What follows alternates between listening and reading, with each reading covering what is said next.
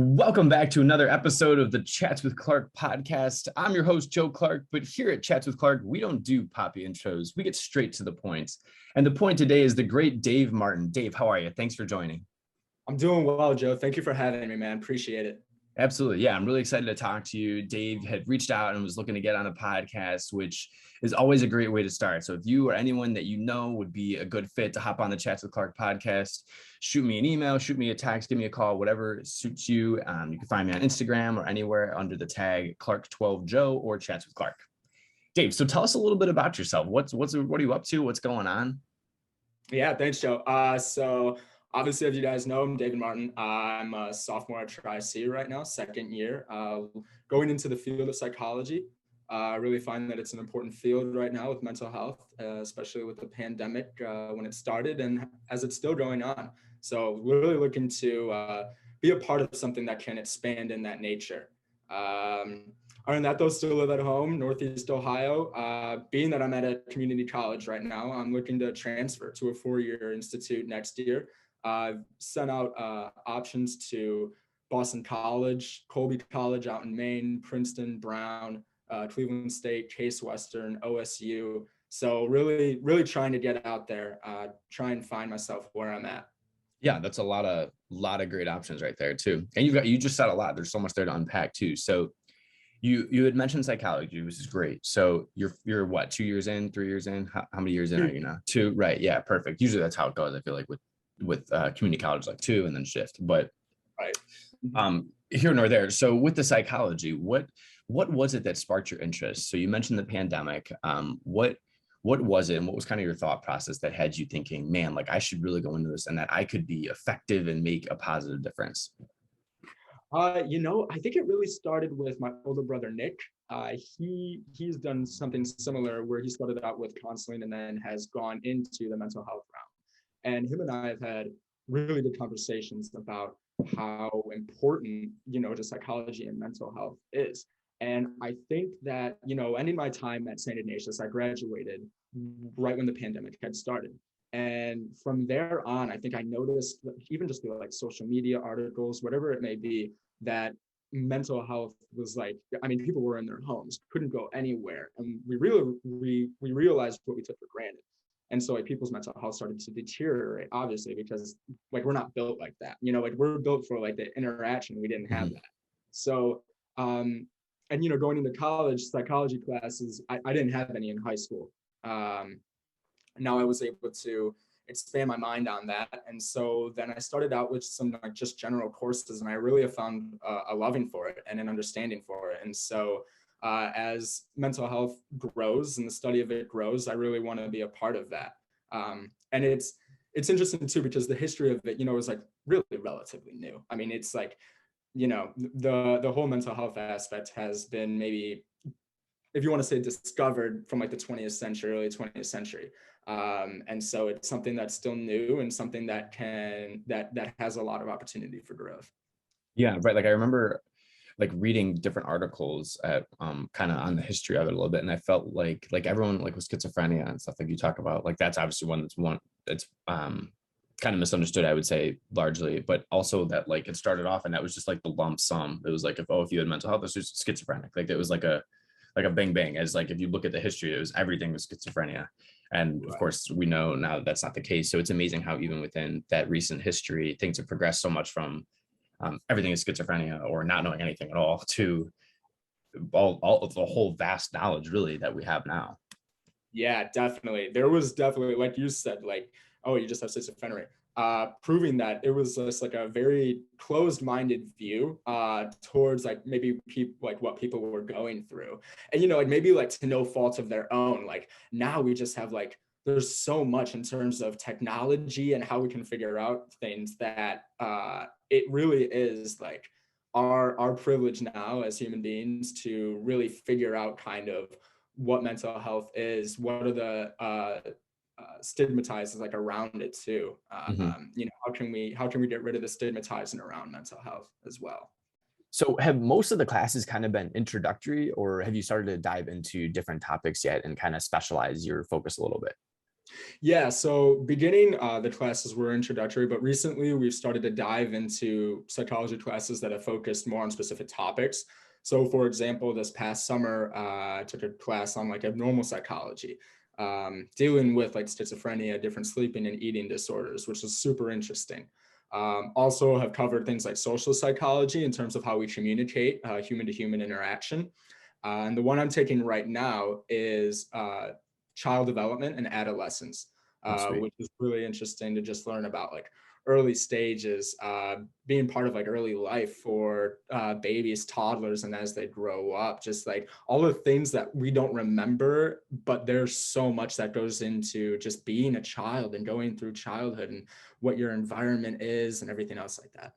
Yeah, that's amazing. Have you found that any of these kind of stand out to you more than others? Like kind of like to compare it to nursing or whatever, right? Like I feel like a lot of doctoral, which is essentially what we're doing with the brain, is like you eventually you specialize, like you learn a lot, and then you kind of like, oh, I like this, and you go that way. Has any of that started to happen for you yet, or I'm sure there's still a lot more to be exposed to too, but Yeah, right. I would say still definitely more to be exposed to. I okay, would say that through almost through 2 years, the child development one has really caught my attention. yeah, Uh, just like relating to little kids, and maybe too, it's like just even like a little backstory. Just like I have a nephew and a niece, the godfather then to my niece. So I am taking this class right now. I'm kind of able to relate what I learned in that class, relate it to them, like when we get together with family gatherings, yeah, etc. So that has really been super interesting. Been able to make some connections with how they react and how they act and stuff like that. So I would say the child development one and adolescence has really caught my attention. I'd even say the abnormal psychology one this past summer did, in terms of the disorders mhm. that were taught. Also, too, is the only like summer class that I took this past year. Oh, So nice, I only focused in terms of school. I only focused on that. So those two have really caught my attention. But I yeah. also recognize that like I have like 3 psychology classes I'm taking next semester. So I know that there's still a long way for me to go in terms of like what I can build my structure Sure. on. Yeah, absolutely. Yeah. And what are those three next semester? Where do you go from here? How does it keep So building? one of them is a quantitative one, so it's going to focus on like the statistics of psychology. So there's going Okay. to be a lot of like case studies that are involved with it. Another one concerns like death and dying, and like just like the mind process through like events like that. And I can't remember the third one exactly. But yeah, I'm sure it'll be great though. We just Yeah, had for like sure. to register for them, so it's not like completely fresh in my brain. But I'm looking forward though to it, and I know which ones I have to do, and so I'm ready to take on the last semester there. Yeah, totally. Dave, in your mind, as you go through this in your second year studying this, what factors do you think affect our mental health the most? Like if you had to pinpoint like boom, boom, boom, or however many booms you need, however many points you need, but what are the main factors that you think affect our mental health? That's a great question, Joe. I would say the experiences that we have. Okay. So, for example, in terms of like, it could relate to what we actually see. Maybe like we see a traumatic event, and that affects our mental health, and we just can't go through seeing something like that again, and then that can deteriorate and lead to other things. I'd also say too, in terms of experiences, like what happens to us personally, whether it's like a car accident, for example, that could really be affecting. So I think experiences are really something that occur that can impact our mental health, whether it relates to us directly or it relates to something that we've seen. Mhm. I think there's some influence too with genetics. That's obviously on the like the biological realm in relation to psychology can be like a little bit more challenging to like try and connect. But in terms of the like observational learning, that has really played a huge impact, and just how like we view behaviorism, in terms of then like how we react to things in life, which can then affect our mental health. Yeah. Awesome. It's really fascinating to me too, because experiences are all that we really have, right? Like, so you say like the experiences that we firsthand take on or ones that we witness. And like, I feel like that is life. So often many people are of the opinion that it's what we do that we actually can learn from, like get your hands dirty and get your hands on whatever you're trying to learn. Yeah. And that, I mean, that speaks, like, that's exactly what you're saying right now, because that's going to affect how you think about it. It's going to affect your disposition towards it, and it's going to affect how you handle it going forward too, when it happens again, if it does. Right. Yeah. Right. Yeah. And it can affect too, just like how we look then at like other circumstances that like may relate to it. So like, let's say like something happens to you personally where like something shatters on you and you have to like go to the hospital or whatever, just because you have like gashes and wounds. Right. So then when you get out of it, if you even hear like something that like startles you, it doesn't even have to be on glass. It can be like anything else. Like your mind instantly triggers that reaction from the time when something happened to you. And it can just like, and it brings back like a little bit of that PTSD for a quick second. So, like, this is a great talking point too. It's interesting how we can look at something like that and say, okay, this has been overlooked for so many years. Now we can pinpoint a specific example like that and say, or ask the question, how do we approach a situation like this, and how can we solve something so small like this with different therapies, different techniques that can help the person get over like the situation, or even just like a simple startle. Mhm. They can get over that. David, how do you even like try that out? Like, because like the different therapies and stuff, what I'm trying to get at is, how do you try out different therapy ideas when working on humans? Because you don't want to have like a human guinea pig, right? Like, it's not. So how does that even work? How does the trial and error process work for different therapies or different healing mechanisms that are being toyed around with to see if they're effective? Yeah, that's a great question, Joe. I think that the best thing for someone to do, again, in like my early part, just from what I understand, is Hmm. it is almost like you don't want to be a human guinea pig, but I feel like there's an importance though in like trial and error and what you can do for certain types of therapies. So for example, one of the therapies that you can get over with PTSD is something called prolonged exposure therapy, where like you constantly tell the story of like what happened over and over again to your therapist, and then you have like out of therapy sessions like at home where you listen to your recording constantly of what happened, and then in that way you kind of just like grow accustomed to your story, which can then help you grow accustomed to just like, again, like the startling impact. For like, if we go back to like that glass example where it was like the shattering and the noise is like really what got to you.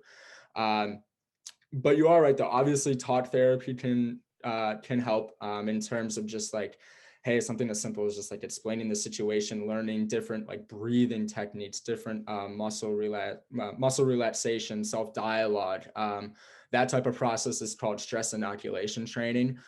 So those are two really good examples from Great. the top of my head that have been like clinically shown to work with Yeah. very, very good high results, great percentage of like people coming out of it being like, oh yeah, like this actually worked for me. Yeah. Nice. That's good. It's amazing how much that it's growing. It really is. And I have two thoughts that I want to throw at you, two or two questions really. So I feel like in conjunction with, well, they go together. So with social media, I feel like it's a big, people use it often as both a good and a bad thing naturally. So I feel like when people talk about mental health, sometimes they slam social media as one of the things that really brings down their mental health, right? Brings down their wellness of their mental state. What do you see that, first of all, and have you guys talked about that? And then also, what are some of your recommendations in regards to social media specifically? That's one aspect. And then I want to tie it to this too. Another thing I think that social media does is raises awareness about a lot of things, right? Like, because everyone can post pretty much whatever they want at any given moment, and it gets out to the whole internet, a slew of people in an instant, which is crazy. But with that, I think something that's common that we see now is like, hey, like, here are tips for anything. And with that can be mental health. So here are tips for people who are going through it. Here are tips to make sure that you don't go through it. So my second question to you is, what are some of the tips that you would recommend or practices to put into place for people who maybe aren't going through anything, but also don't want to in down the road? Like, what are different tips that you could give to someone who wants to maintain a healthy and vibrant mental state?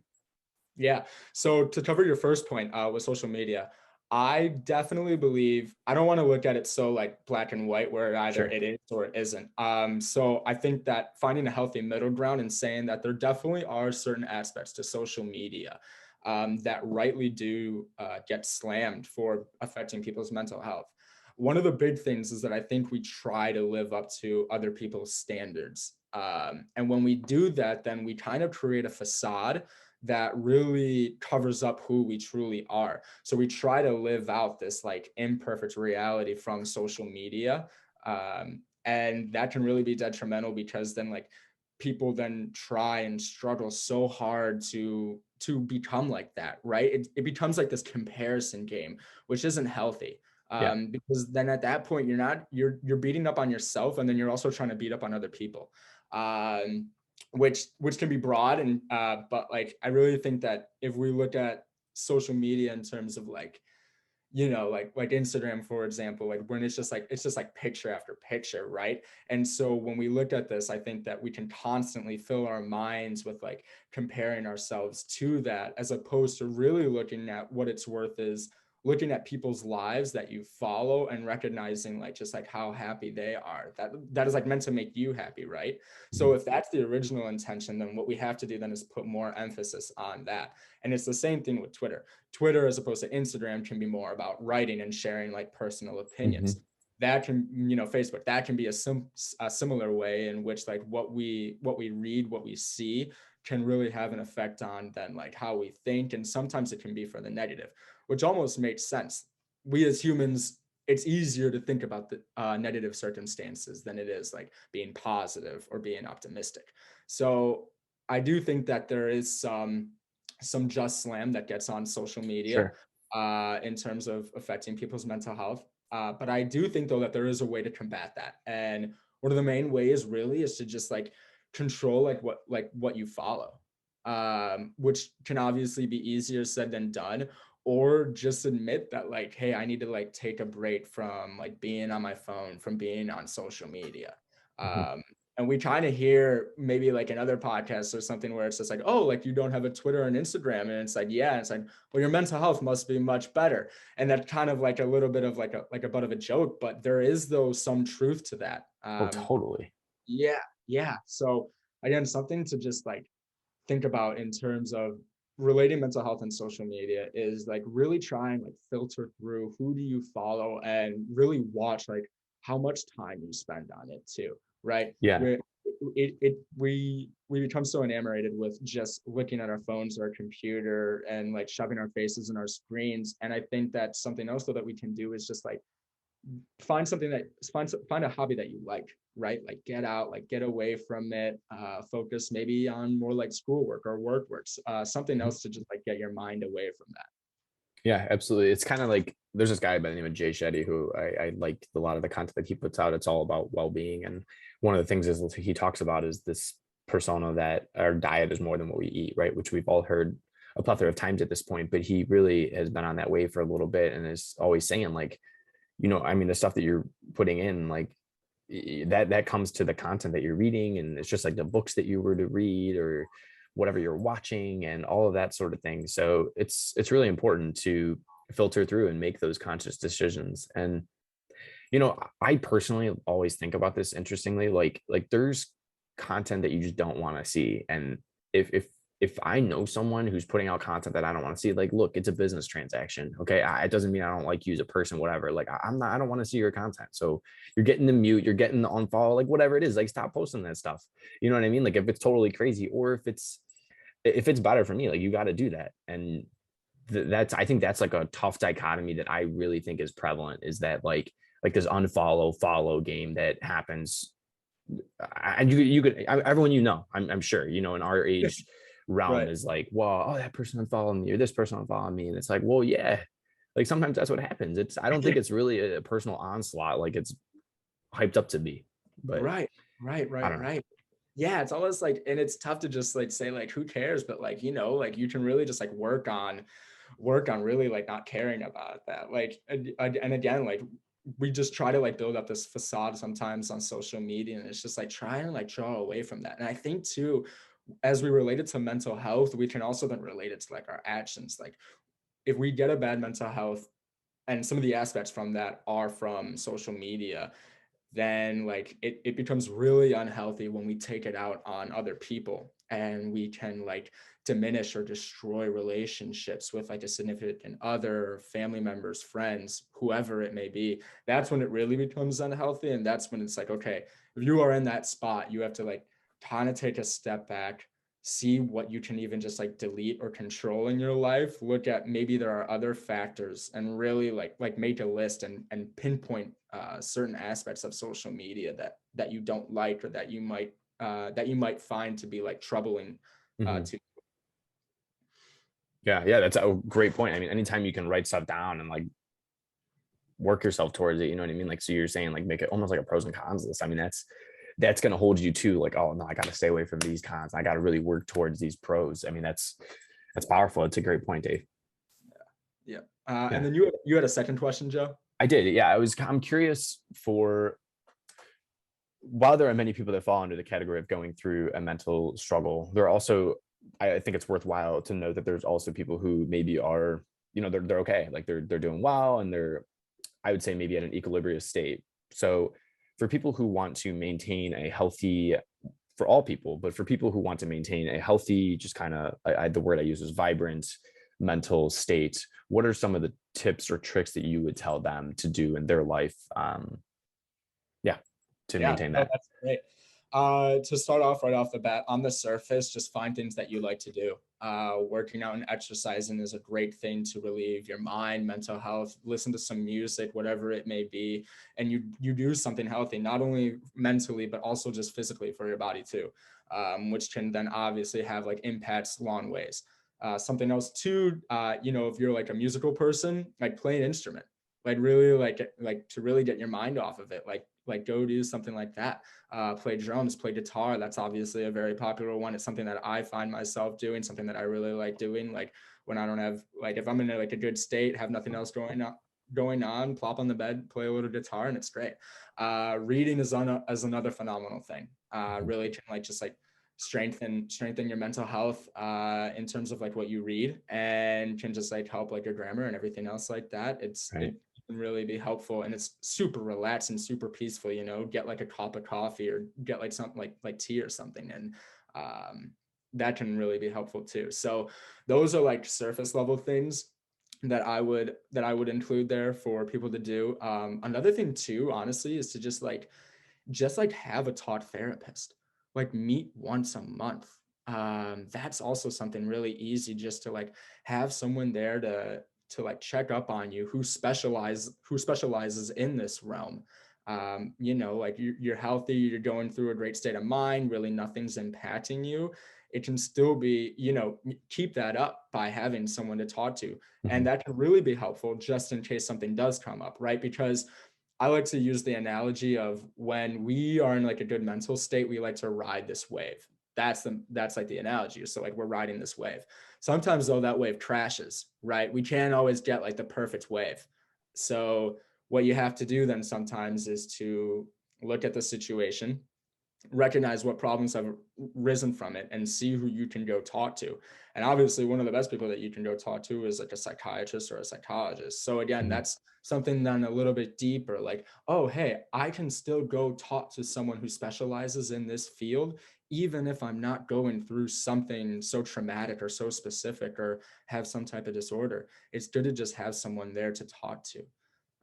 Those are like the two big main categories that I would fall upon. Yeah, that's good. It makes total sense to me that you would want to have the release valve to bring you happiness, but also as something to fall back on, like as something that will again bring you happiness as a release valve. Excuse me. So that would be all the things that you're doing that you like to do, and then also on the contrary, or in conjunction with it, really is have someone that you could talk to when it's great, when it's bad, and then you have that release valve too, because it's like you're pouring your inner self into that, um, for the better state of your health, and then also the same for what you're actually doing.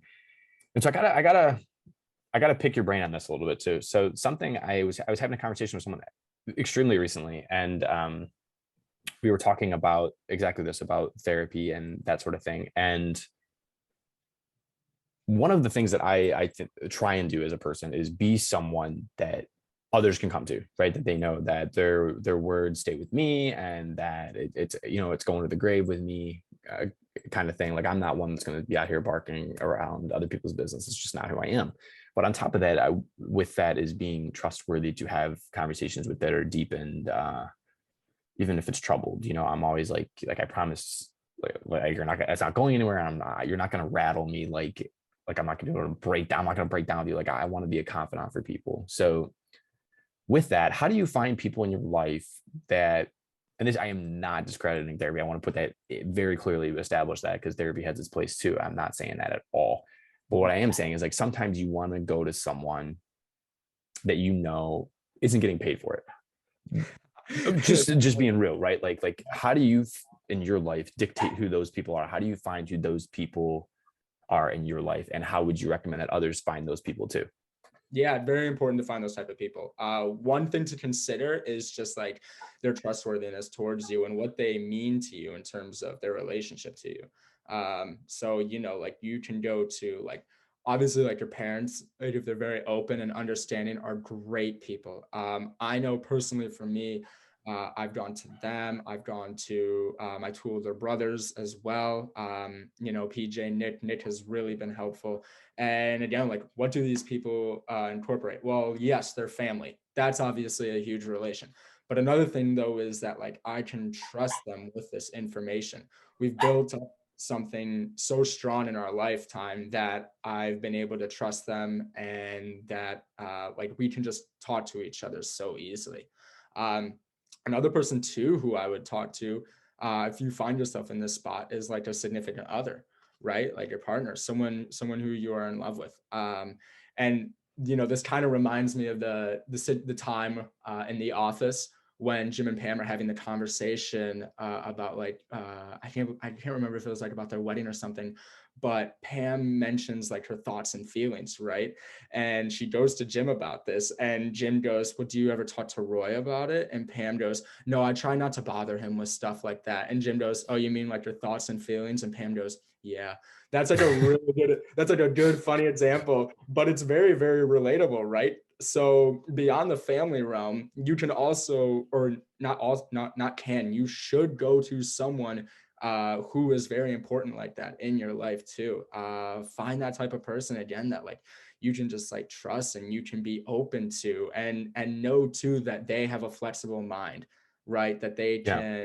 That they can withstand something that you're telling them, and that they can then in turn be there for you in the long run, make sure that you're doing well, etc. It's funny though, you mentioned like, hey, not to discredit therapy, which is very, very good point, right? Because that's not always going to be available, especially if you meet on like a weekly or monthly structure. That's not always there for you because they still have other people to attend to. But people who in your life who can be free, it's very important to go to them as well.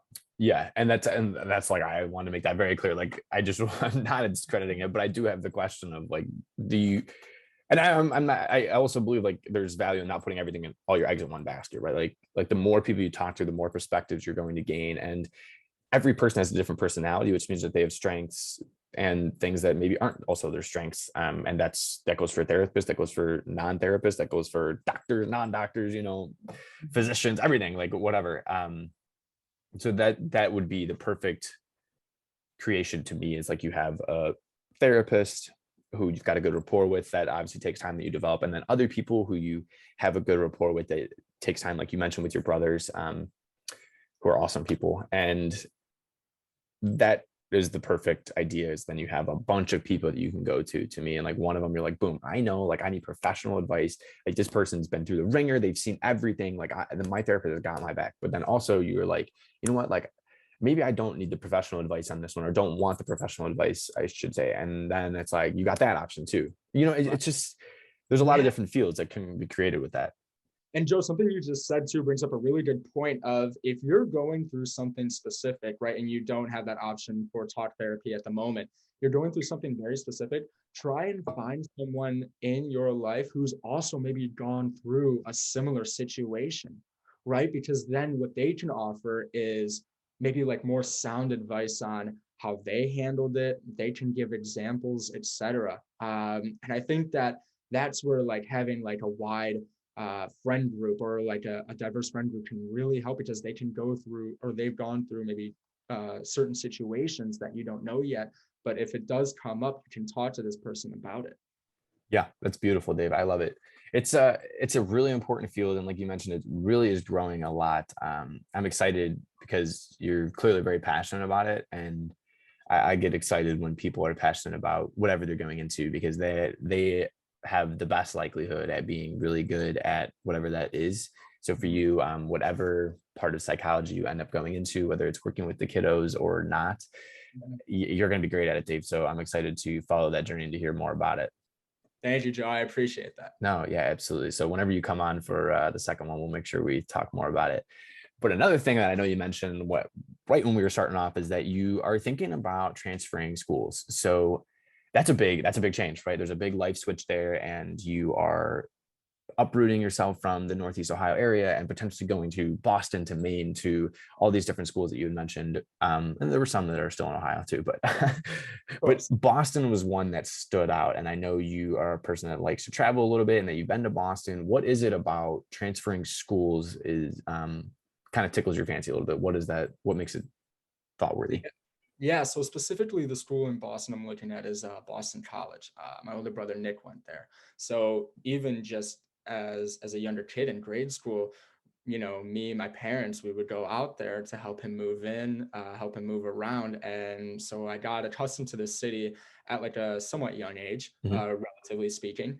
And ever since then, when I just gained more freedom to do more in life, like from the start of college until now, like I've flown out to Boston to see Nick 3 separate occasions. And during those trips and previous trips, I've gotten accustomed to the city with its history, how to go around it. There's a lot of like open-mindedness there. One of the big things too is that in terms of its placement, it's really in a nice spot compared to like New York, Philly, DC even. So there's a lot of opportunity in the New England area and on the East Coast that it has to offer, and Boston's a great city for it. And one of the things too, Boston College is a Jesuit college. I went to St. Ignatius, so I really like to continue that like Jesuit formation through the schools. I think that they have a solid foundation, especially with like service and social justice. And so I think that continuing that is really, really important. And another thing too, like being in that New England area, there's a lot of like job opportunity, good nightlife, stuff like that. But there's also stuff to do like outside too, like skiing, like all in New York, all up there in the Appalachian. And that also leads to like really great hiking places as well, in like New Hampshire and Vermont. So going out to Boston would be awesome. Obviously, again, BC is one of the schools I'm considering, and really looking forward to what the future holds for me in that aspect. Absolutely. Yeah. The future's bright. The future's bright, bro. So when going to Boston, are there nerves that come about with it, or do you feel totally comfortable because of the exposure that you have had? You know? That's really good. There are still some nerves, Yeah. being truthfully honest on this podcast. There are still some nerves when I go out there, just even that like drive to Cleveland Hopkins, just like, all right, I have to remember like the process of getting out of Logan International Airport. That's the airport in Boston. Getting out of there, going to like the spot for the Uber, stuff like that, going to the Yeah. bus, get on the train. It's all that stuff. And that's easy. Like we could drive around Cleveland like it's nothing, right? Like we've been used to that, gone that, it's whatever. Going around Boston is completely different. So I still do get the nerves. I get a little comfortable each time though, a little bit more comfortable each time, but there are still those nerves of like, okay, I'm being placed in a city that I haven't been to in say 6 months or even a year. So I kind of need to readjust my thinking because my surroundings have been readjusted. So it's just like general human nature to just like still have those nerves, but little by little, I can promise you that they improve from my own experience. They do improve. Good. Yeah. And it's a worthwhile adjustment too, man. I mean, if we talk about it like you're for sure going there. So I kind of hope that in some regards you do end up there. I know it really brings you some joy, as we can tell, just talking with you, but yeah, it's going to be fun. And you mentioned like these hiking things too. I know if anyone were to check out your Instagram, I know you've posted different nature scenes of you and like hiking and that sort of thing. How did you find that you love hiking so much, or skiing or anything outdoors? But Yeah. So one of the things too, I think it really honestly started when like I really like running. So when I did cross country in grade school or even track, we would go like running through like different areas. Yeah. And we always got excited to go running through different places. Specifically like with track, we did what were called like road runs occasionally. And we always looked forward to those because we ran through like some of the side streets, main roads, and even like through the woods a little bit. Nice. And it was awesome. So really it started from that. And from then on, like just visiting some of the national parks in Northeast Ohio, they have great ones, very simple hiking trails, et cetera, stuff like that. It really then grew from there where, it's like, okay, I've taken on this and I really like the scenery that's here, especially during like the fall when like leaves change, absolutely beautiful. And then it's like, then you want to like take on the challenge of like actually like going out like up a Mm-hmm. mountain. Like climbing a mountain is sweet. And again, they're tougher in like Ohio. But like you just have like the Appalachian Mountains just east of us. So it's still though somewhat easy to go across a few state lines and just like find some mountains there. It's really incredible. And they're not like the different trails to go up certain mountains are not publicized at all. Right. You have Okay. to like really find them on the map, but there Oh, are that's like fun. parking lots for it, directions to it, etc.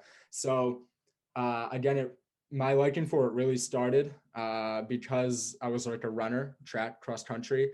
And then there was one time last year, Nick, my older brother, when I visited him, he goes, "Hey, dude, like, are you interested in climbing a mountain?" I said, "Yeah, it's called Mount Major in New Hampshire." And so we climbed that one. And Joe, I cannot tell you like the emotions, the scenery that you get to see on top of Yeah. this. It's like, oh wow, I'm basically looking at the whole state of New Hampshire right now. My Like you are gosh. so up there, and you see the different ones. This past trip to Boston, I just came home a week ago. We climbed another mountain in New Hampshire, but this one it was a 2.5 hour hike up and 2 hours down. Wow. It was tough. I mean, a lot of switchbacks. And in the hiking realm, switchbacks are when like you're going one way and then you go through like another way in Okay. the foothills. So it's when like you're still like in the trees and like maybe you're climbing up like types of rocks of stairs. Man. Um, this one you could feel it in your joints going down, Yeah. painful. You were sore the next day. Oh my gosh. Sure enough, that was the case. But we were on top of the mountain and we looked west of us and over there was Mount Washington, which just like a little fun fact is like the tallest mountain starting the Appalachian Mountains, and you could Nice. see snow on it, and it was like 35-40 miles away, but you could see it so clearly, like it was That is just right beautiful. there. Yeah. Right. So the scenery, and especially again doing it in the fall, is perfect. It's not too hot, and you get awesome scenery with the leaves changing and stuff like that. Yeah. uh, that's been my favorite one so far. Bro, you got to get when you're there, Dave. I expect picture updates when you're hiking on the weekend after a week long of classes at BC, because I mean, this just sounds too good to be true. But on a more serious note, that is a really great way to have like to spend some time. You know what I mean? To really see, like you're saying, see nature and to experience it, because you're like hiking through it, and then when you get to the top, it's boom, it's all right there, and you see it all. It's kind of like I mean, that's like a goal, you know what I mean? Like that is how we orient ourselves. It's like we work, and then we want to feel the goal, the greatness of what we just did. And that's kind of what it sounds like. You know what I mean? It's like you're totally absorbed by it. Yeah, no, that is exactly it. You get up there and you just feel like you're in perfect harmony with everything. And you're in perfect harmony with yourself too, because you feel so accomplished and you're so relaxed at what you're looking at. And now you're up there. Maybe they're like, the nice thing too, honestly, is when you have other people up there, like complete strangers that you've never met, and they're enjoying the same thing. And you can just go and easily like have a conversation with them about Yeah. what you've seen and now what you're seeing after this hike and how refreshing it feels. So there's definitely too like a people aspect to it Mhm. as well. Yeah. That's beautiful, bro. It's beautiful. It's very serene. It has a very appreciative feel to it too. Mhm. And Dave, throughout this podcast episode, you've mentioned, you know, Nick and PJ, your brothers, a lot, and your family. tomorrow is Thanksgiving. We're recording this the day before Thanksgiving, and of course, following that is Christmas and all of the plethora of holidays that come about through out that time. But what does family mean to you? And in the context of holidays and Thanksgiving, Christmas, whatever, throughout the context of holidays, what role does family play in your life and in the broader scale of holidays in that kind of spirit? Yeah, family plays a huge role, for sure. Again, being able to see the people that you love, whether close to home or out of state, is really, really important during the context of the holiday season. And like you said too, Thanksgiving tomorrow, we can really focus on the people in our lives, specifically family members that we are grateful for, that we love, and that love us back. So family is huge, and the thing about family is that we share our life with them, man. Mhm. Like that, like we share our life with our family members, and yes, with our friends as well. But like when you have someone else who's there who really truly loves you and can be there for you in life, it's really eye opening um, to see just like how much they can give back to you, and that especially shows during the holiday season. And when I say like give back, like it's not even just through like the presents and like the commercialism that like Christmas can usually get. Sure. It also comes with the time that we're able to spend with them, giving back our love in ways of like, hey, maybe making like food for them, offering them something, or sitting down and having a conversation with them. Um, we can really take it for granted. I would say 10 months out of the season, but it's funny though how we transfer, November, December with between Thanksgiving and Christmas, how we don't take for granted the times that we are with family, because it's such a special moment, a special time. So it's really important to sit with your family members, Mhm. be strong, find those who you love, and really reach out to them too. Yeah, and reach out. That's a great one. What are you most looking forward to throughout the Thanksgiving Christmas season? Ooh, good question. Let's see. I know like tomorrow for Thanksgiving, we play football, little turkey bowl, always a great time, get together with Absolutely. friends. Um, and again, like maybe like some of the parties that happen too, like family Mhm. friend parties and everything else like that. Just like the different unique ways of celebrating the holiday season that are so unorthodox compared to how we celebrate other things going on in our lives, not during the holiday season. Sure. So you can get like little family parties. Again, family friend parties are always a great one too. Um, there's something to, I don't know what it is about me. I really like seeing the snow during this holiday season. I think like a white Christmas is really something too. I think it can like lift your spirits a little bit too when Yeah. you see it. There's just something about it, something like spectacle about it. So I would say though, for finding though like what you really look forward to during the holiday season, I think that there's a variety of things, right? Like it can be going to go ski, or like baking something. Baking is always a great one. Different stuff like that. Yeah, absolutely. That's gonna be awesome, bro. I hope you enjoy it too. Yeah. My aunt's birthday is actually tomorrow too. So it's very fun that her birthday sometimes, of course, falls on Thanksgiving like it does tomorrow. And so I just get excited around. I love Thanksgiving. First of all, I love food. And secondly, I just love getting together with my family. And I know that everyone really prioritizes coming in for it and making sure that everyone's here.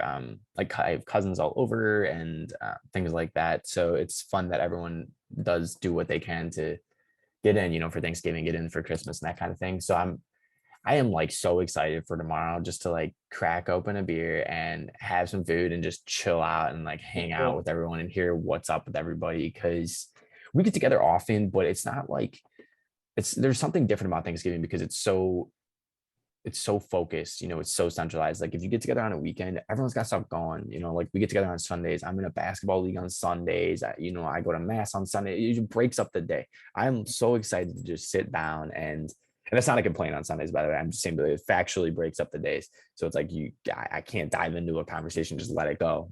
But tomorrow it's like, nah, like get the food on the plate, get the drinks in the hand, and I'm excited to just shoot the breeze with the fam and really just kind of hang out. So Yeah, bro. I Yeah, you make a fantastic point, and that's kind of like where I come from too. Where it's just like being able to really like prioritize, like, hey, we're setting this thing up so that we as a family, outside family, whoever, can get Mhm. together. Because you're right, like, I don't know, you're trying to get together on the weekend, like during the summer, and it's just like plans can get broken up, or you just like can't because it's just like such like an ordinary time, whatever's going on. But I really feel like the great thing about what people take in during this time is that they do prioritize their loved ones. And, you know, when you can share that conglomerate with each other, it's really something special, something strong that we can build off of as family members. It is. Yeah. And that's how we grow. And like these are what develop the relationships that we talked about earlier, that develop that rapport and that ongoing bolstering of each other that turns into these people being confidants, being our best friends, being our, close family, that people that everyone wants. Like ideally people want to be close to their family, right? Like that's very ideal. So yeah, and prayers for people that are, going through it. I know that you have recently lost a family member, so prayers for you and for anyone who's in similar boats too. That's tough. Yeah, thank you. Yeah, absolutely. And I feel like that's something that is prevalent. And of course, because it is such a family driven time, those thoughts come to mind. So yeah, prayers for those people as well. But it's good. And with Thanksgiving being tomorrow, something that I'm very big on is gratitude, because I think gratitude is something that we all can practice through our actions and through our different mindsets and what we think about and how we think about things. So for me, I contend that people who are more grateful tend to be happier. Something I always say is, if you want to be happier, live more gratefully. And it's one of the foundations for my show. It's one of the foundations for anything that I'm trying to do in the speaking world, and my infatuation with mindsets and the way people think about different things. Because I think so often we focus on what we actually think as opposed to how we think it or why we think it. And that's where I think the commonalities come about and what we can learn and relate with each other. So all that aside, Dave, I have to ask you, what role does gratitude play in your life? What role does it play now as we're entering this Thanksgiving season? What role does it play in general? How do you practice gratitude? What is gratitude to you, Dave Martin? Yeah, that's a great question, Joe. Gratitude, I think, can be very broad, very subjective based on the person. For sure. So for me, I kind of find gratitude in like the love that we're able to share with other people. And it's very easy to relate that to family members and friends. So if you want to take a deeper dive into it, gratitude in my life can really be expressed by the way that we give back to the community or give back to others. For example, one of the things that I found, at least again, like through Ignatius, shout out my high school, it was great, awesome 4 years there. That was obviously a big part of it. And like the Christmas food drive there is a phenomenal thing. Yeah.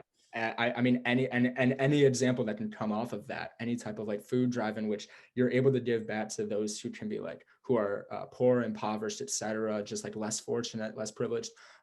It's really something strong. The gratitude grows from that. And the reason why, at least for what I've found, is that when I'm able to give back to someone, or I'm able to like do an action for someone else, I find my own sense of gratitude and being happy for what I've done in the way that I've helped another person. And really during the holiday season, that is something that is great, that has been enforced on society. Like we even hear now about all the times of like different NFL players, like giving back turkeys and like Yeah. food, like wherever they come from. And that's really strong. And so we can find that sense of gratitude in our own ways as well as it relates to us, even if it is in a smaller setting.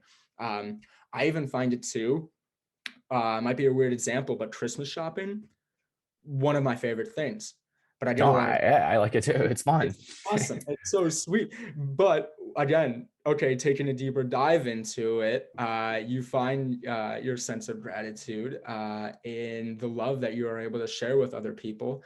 And really just finding out like, whether you gift them something that they want or something that you believe will be beneficial to them, right? That's a Mhm. really open-minded approach to it.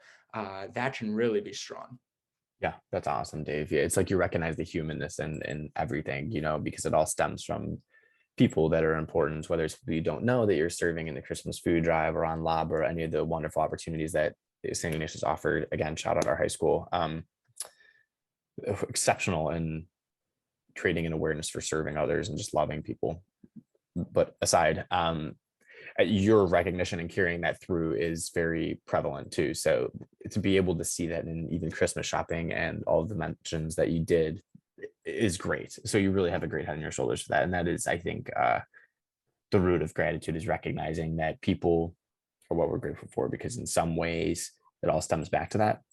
Yeah. And to tie in your hiking too, you know, there's an appreciation for the nature and the earth around us, and just like this serenity that comes about when you hit the top of that mountain, that utter joy, the happiness, and just the glory that is that mountain and all of the nature around you. So carry that through with you. Keep that up, Dave. It's really Yeah. powerful. And it's something that you and I just like, we don't see it every day. We don't get to No, see the top of that mountain every day. That can be good. That can be used as a great analogy in life, Joe. I mean, it really can. So when you do find the top of that mountain in any aspect of life, literally, figuratively, it's really important to like take in that moment and relate it back to your roots, and just like how else you can incorporate that into other aspects of life. amen. Yeah, amen. We're all hoping to reach the top of that mountain at different times. So it's important, like you said, to take in that moment when we do get there. It Yeah. is. And Dave, hey, so is there anything that you would tell someone? What kind of advice would you give to anyone up and coming, anyone in general, any specific audience you want? But what piece of advice would you give to someone who's listening to this podcast? And you can specialize it or make it as broad as you want. I'm going to be broad here, but it really means a lot. And that is to just be open-minded, be flexible in life. It's easy from our own experiences to be closed-minded to certain events. And then we tend to relate that to a bunch of other things in our world. But I think that some sound advice would really just to be open-minded, be open to trying new things, like really explore who you are, experience the world, right? Because Mhm. we can be closed-minded from our past experiences, but knowing that though, we can also then grow in who we are by gaining more experiences. So it's important that when being open-minded, you have a little bit of that strength to like step out of your comfort zone a little bit. And that can be something you do individually by yourself, or something that you do with other people, like joining like an extracurricular or an organization, or like Sure. reaching out to like a friend to like try and see if they want to go do something. And it can even be someone that maybe you haven't spoken to in a really long time. So again, just be open-minded for those up and coming, and take that into many aspects of life, in school, in jobs, and in relationships as well. Tremendous. Yeah. Be open-minded, gain experiences, do it with people around you, and let yourself grow. That's what you just are radiating right there. That's awesome, Dave. Is there anything else you would want to share before we conclude episode 21, Dave? Episode 21 of the Chats with Clark podcast. Is there anything else you want to say, ask, do, get out there? What are you thinking? What's on your mind? Yeah, final remarks. Just as we enter into this holiday season, with the previous point of being open-minded, to really reach out to your loved ones, find your loved ones. Being that may be, don't take for granted the times that we get to spend with each other. And by doing so, by finding that gratitude during the holiday season, we can maybe even expand that into our life outside of the holiday season, really to not take for granted the time that we get to spend with people that we love, people that we trust, people that we have a great relationship with, even outside the holiday season, just as we move along. Incredible. There's a very holy man that I know, and he radiates that same energy. He shares when someone asks, when someone asks him how his Christmas was, like, so in a month from now after Christmas, in a month and a couple of days from now after Christmas, and someone asks him, he always, if he's close enough with the person, he'll say, ask me next year, because he wants to carry this Christmas spirit, the joy, the generosity, the gratitude from Thanksgiving, right? All of these positive accolades that we want to embody with us. He wants to carry that through the year, because it's not just like you mentioned, this, like the other 10 months matter. The other 10 months of the year matter. They do. So to carry that kind of energy through every day, and to celebrate that Christmas spirit, that Thanksgiving gratitude, with every day, with every single moment, with everyone that we encounter, with all the people that we can. And of course, we're going to fall short a lot of times, but it's like trying to do that is really important. So I think that is a really sound piece of advice that he offers there. And again, he's a very holy person, I know, for sure. So it's coming from a very powerful heart. Yeah, that's great. Again, like you said, like we can't be like perfect throughout the entire year and how we make situations last. But there's definitely though an aspect to what we take out of the holiday season, we can take out of it to future get-togethers, parties, etc. that happen in our life that we can find like the same spectacle in as we do in the holiday season. It's gorgeous. Dave, this has been wonderful, man. I'm really glad that you came on. And like I said, I'm thrilled to hear everything you said. And I'm excited to watch you as you go through the rest of your schooling and hopefully hike some more mountains. I'm looking forward to those pictures and to those stories. And Dave, as you go forward, know that we're praying for you. We want you to have the best of luck and to do really well. That comes on behalf of me and anyone who's listening. I'm confident. So this has been episode 21 of Chats with Clark. Of course, as you know, I will be posting all of Dave's info either in the description or in the comments or somewhere there. So if you have any questions or anything that you want to get in touch with Dave about, I'm sure you can shoot him a DM on Instagram or something to that effect and get in touch with him. Dave's a great guy, as you hear. And as you know, it's been fun getting to know his story.